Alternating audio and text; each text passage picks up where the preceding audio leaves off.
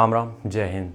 CGL 13 जून को notification आने वाला है और 3 महीने का टाइम, 120 या 100 दिन का टाइम बचता है अगर हम तैयारी की बात करें और ख़ासकर हम एग्ज़ाम की बात करें। ठीक है, यहाँ पे हम इस बारे में डिस्कस करने जा रहे हैं कि क्या अभी से अगर हम तैयारी करते हैं तो हमारा सीजीएल में सिलेक्शन हो सकता है। आज हम उसके ऊपर डिस्कस करने वाले हैं।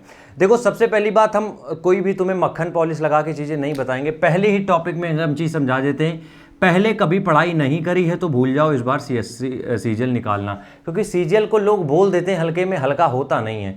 ठीक है, पहले कभी अगर बिल्कुल नहीं पढ़ा है, मतलब तुम चाह रहे हो कि बिल्कुल जीरो से बेसिक से चालू करें, अपना टाइम वेस्ट मत करो। तुम 2025 की तैयारी करो, बढ़िया तैयारी से करो और सिलेक्शन हो जाएगा।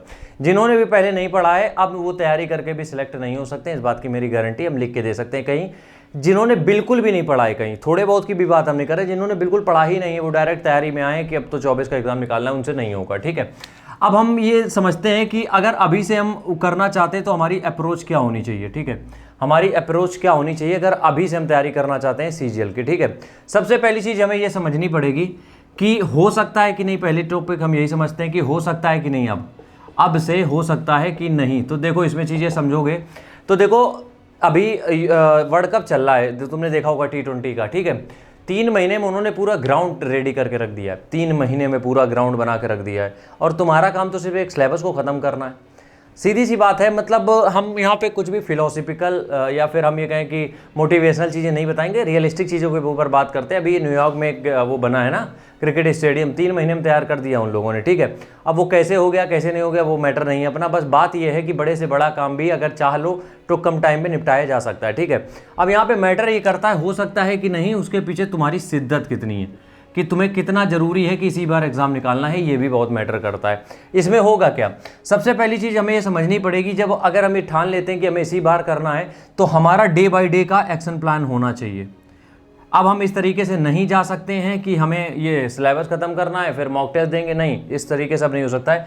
हमारा डे बाय डे का एक्शन प्लान होना चाहिए। वो क्या होगा, वो ये होगा कि आपके पास मान लो 120 दिन है तो 120 दिन आपकी कॉपी पे लिखे होने चाहिए कि पर डे का टारगेट क्या है हमारा।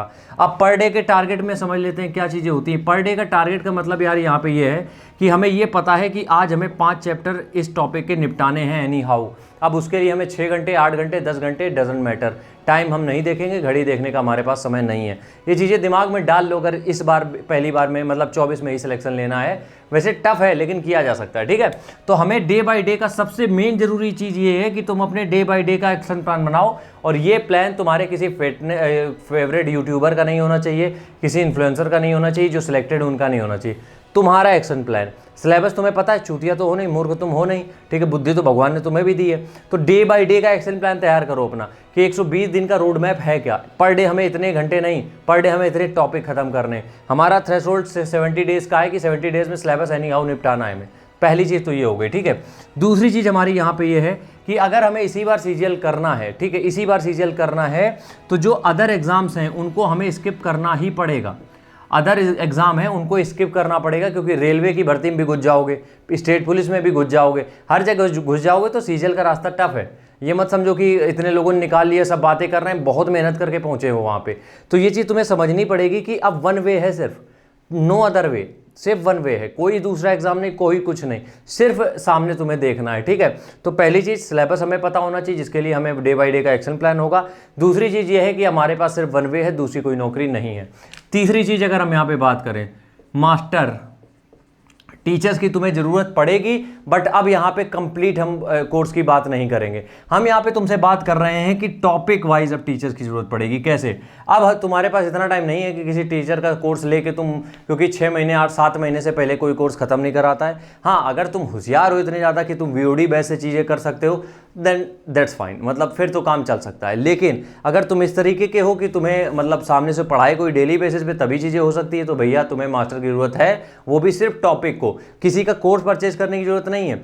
जो भी मैथ तुम कर रहे हो, मैथ के तुमने बढ़िया सवाल लगाए 150-200, तुम्हें लगा कि इस टॉपिक में हमें बहुत दिक्कत आ रही, यूट्यूब पे तुमने सर्च किया, फ्री टीचर जो आते हैं उनसे पढ़ लिया।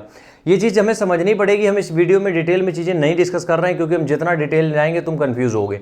हम तुम्हें सिर्फ ये बताना चाहते हैं कि अपने दम पे करो चचा, किसी की सलाह मत लो, काम सिर्फ 3 ही करने हैं। पहला है डे बाय डे का एक्शन प्लान, ये हफ्ते 10 दिन का मत बनाना। डेट डालो 29 6 जून 7 जून को हमें इतना टॉपिक करना है, और 7 जून के रात के 12 बजे के पहले वो टॉपिक खत्म हो जाने चाहिए, भले खाना खाते हो कि नहीं, घूमने जाते हो कि नहीं, ठीक है। ये हो गया पहला एक्शन प्लान, क्योंकि ये डे बाय डे जब चलोगे तभी जाके वो थ्रेशोल्ड पार होगा। दूसरी चीज़ है हमारी, there is no other way only one way, मतलब एक ही तरफ देखना है, वो है सीजीएल। उसके अलावा जो भी आसपास एग्जाम स्टेट हो, चाहे वो रेलवे हो, उसकी तरफ हमें नहीं देखना है, क्योंकि कहीं ना कहीं थोड़ी बहुत चीज़ें तो चेंज होती हैं, ठीक है। और तीसरी चीज़, अब हमें कंप्लीट कोर्स परचेज नहीं करना है, क्योंकि हमारे पास टाइम नहीं है।